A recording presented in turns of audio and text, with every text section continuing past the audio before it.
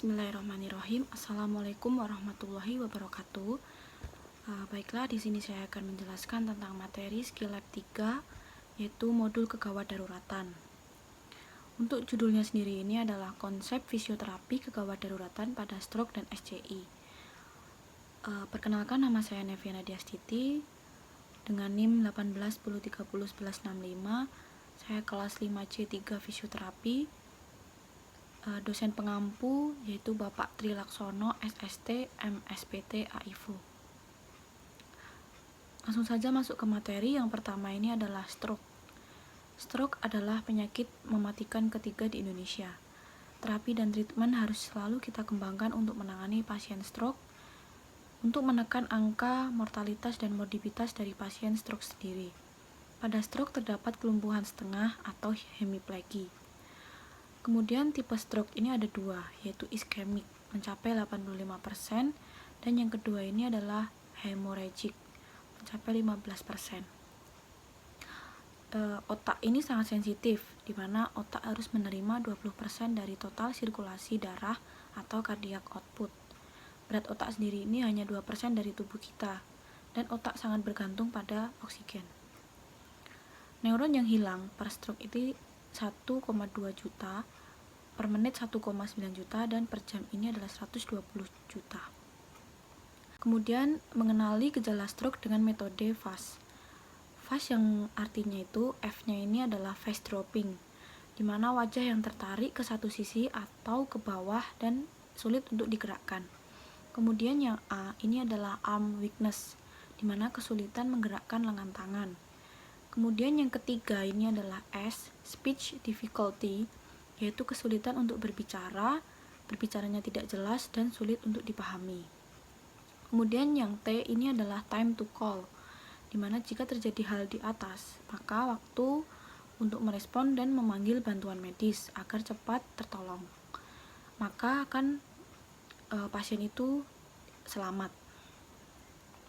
Kemudian ada Cincinnati Pre-Hospital Stroke Scale atau CPSS, di mana periksa apakah pasien mengalami, yang pertama ini adalah ketidaksimetrisan wajah, yang kedua apakah bisa pasien mengulurkan tangan selama 10 detik dengan menutup mata, dan yang ketiga menirukan kalimat yang kita ucapkan.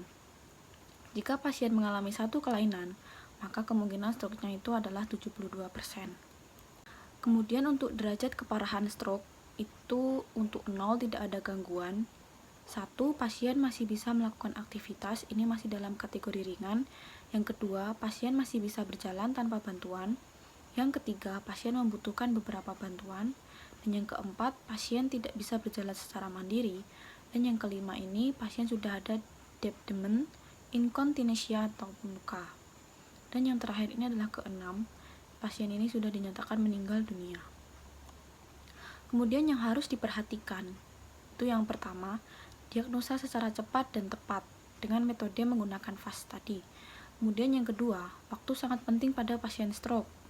Yang ketiga, keputusan secara klinis akan menentukan prognosis yang lebih bagus secara cepat. Kemudian untuk SCI atau spinal cord injury, ini adalah sebuah cedera pada medula spinalis yang akan menyebabkan perubahan di fungsi sensorik, motorik, maupun autonomik. Untuk mekanismenya sendiri, itu ada karena benturan langsung, kemudian kompresi oleh fragmen tulang dan hematoma atau cakram. Kemudian yang ketiga adanya iskemia akibat kerusakan atau benturan arteri pada tulang belakang. Untuk prevalensi SCI ini, menurut National Spinal Cord Injury Database, kecelakaan kendaraan bermotor mencapai 44,5%. Kemudian karena jatuh mencapai 18,1%. Kemudian ada kekerasan atau kejahatan mencapai 16,6%. Kemudian akibat olahraga itu terjadi mencapai 12,7%. Kemudian kasus ini terjadi di usia 16 sampai 30 tahun ini 55%. Kemudian 81,6%-nya ini adalah kebanyakan laki-laki. Ini adalah anatomi pada tubuh manusia yang ada spinal cord.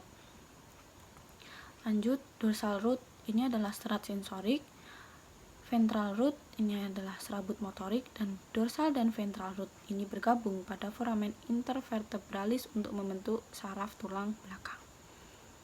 Kemudian untuk dermatomnya, ini area yang dipersarafi oleh akson sensorik dalam akar saraf segmental tertentu. Kemudian pengetahuan sangat penting dalam menentukan level cedera. Ini berguna untuk menilai peningkatan atau terjadi penurunan. Kemudian miotom, akar saraf segmental yang menginervasi otot. Kemudian penting untuk menilai tingkat cedera. Untuk anggota gerak atas, ini di C5 fleksi siku, C6 ekstensi pergelangan, C7 ekstensi siku, C8 fleksi jari, dan T1 jari abduksi di jari kelingking. Kemudian untuk anggota gerak bawah, ini L2 hip fleksi, L3 knee ekstensi, L4 ankle dorsifleksi, L5 jari kaki ekstensi, dan S1 ankle plantar fleksi atau jinjit. Kemudian untuk klasifikasinya ini ada dua, yaitu tetraplegi atau parasis dan paraplegi. Untuk tetraplegi sendiri, ini 4 ekstremitas yang mengalami kelumpuhan. Kemudian yang paraplegi ini adanya kerusakan di torakal, lumbal, dan sakrum. Ini kelumpuhan di kedua kaki.